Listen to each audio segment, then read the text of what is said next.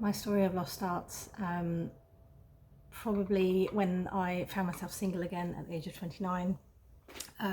After a few years of trying to find my next soulmate, I decided to look into solo motherhood and embarked on solo IVF.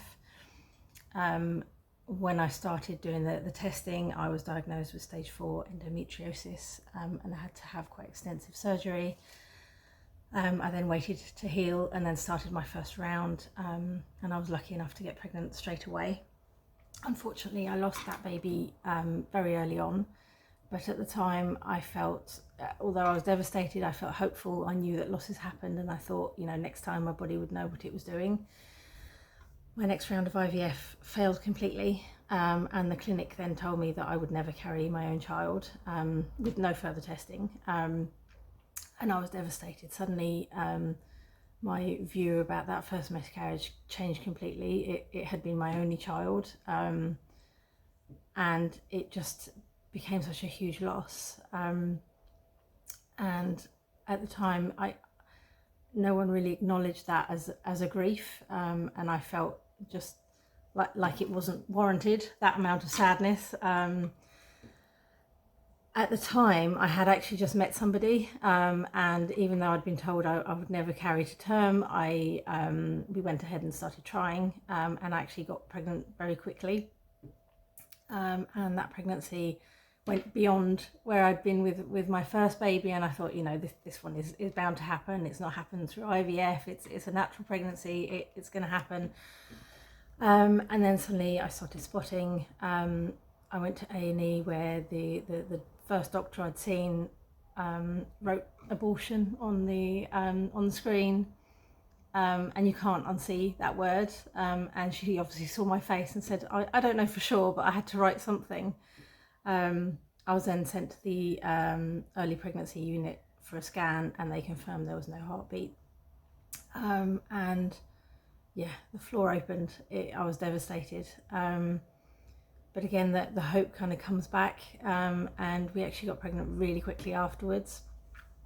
And this pregnancy, we had an early scan at 8 weeks, and there was a really strong heartbeat this time. And I Googled, as you do, and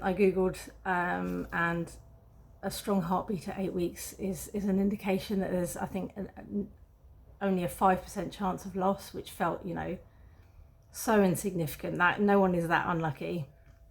And then, unfortunately, just before we hit the 12 weeks, at 11 plus 5, I started spotting, and we lost that baby. That miscarriage lasted a long time. I kept going back to the early pregnancy unit saying I'm still bleeding, and they would send me away, and I'd come back, and in the end I had to go into surgery. I was told there were products of pregnancy that were remaining, and I was also told I'd gone into shock because of the loss of blood. And yeah, it took a long time for my body to recover and for me to recover. I was referred to the recurrent pregnancy unit, and they found that I had a bicornuate uterus, and I went in for surgery. But just before, whilst I was waiting for surgery, I actually found out I was pregnant, but I lost that one again really soon, really quickly. I think only a couple of days after I tested as positive. And then I went in for the surgery, and it turned out that I didn't have a bicornuate uterus. It was just a shadow on the scan. But because of the time it had taken to get pregnant again, and the fact that my age, I was getting older, we were referred for IVF as a couple. And this round we had 3 beautiful eggs, or embryos, and I was hoping that they would all take. 2 of them did. I was pregnant with twins.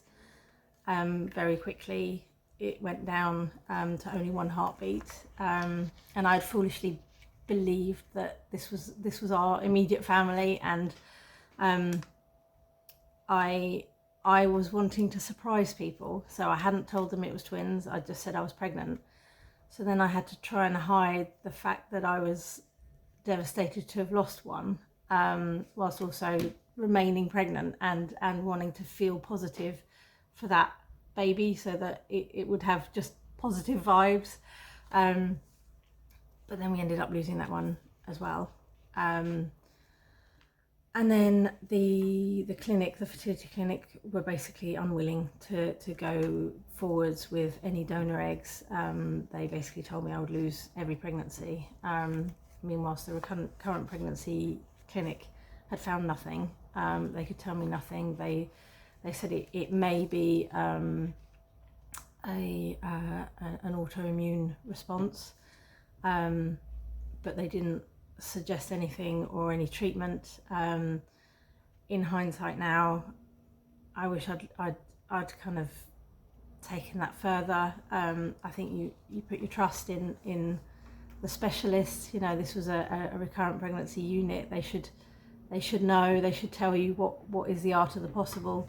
And they basically just said, you know, contact us again when you're pregnant next. And then, yeah, at that time, it was hard. I wanted to be pregnant. I wanted to have a baby. I didn't want to be pregnant. It's really hard. Try and let go of that. So we kind of didn't really stop trying, but weren't really trying. But then 9 months later, I found myself pregnant. And we lost that one again. And that's when we decided to stop. I just couldn't put myself through it again, and it felt unfair to my babies. I felt that I would be somehow sacrificing any other baby that we had on the off chance that it might work. So we decided to look into another route to become parents. But I really want to change the miscarriage story. I started writing a diary when I was doing when I chose solo motherhood, to explain my choices to my baby, and then carried on that diary throughout all my pregnancies and the losses. And I turned that into a book in the hope that people might find some kind of comfort. I think I struggled to relate to any stories. I found lots of people who'd lost a baby, even a few babies, but so often they already had a child, or they went on to have a baby afterwards, and there was nothing that related to that untreatable infertility and that childlessness and the pain of that, alongside the disenfranchised grief of losing a baby. It was all compounded. So I wrote my book, The 7 Birthstones. And I am now a qualified therapist. I work with people who've lost babies and who are infertile and wondering what to do, whether to stop trying, how to move on.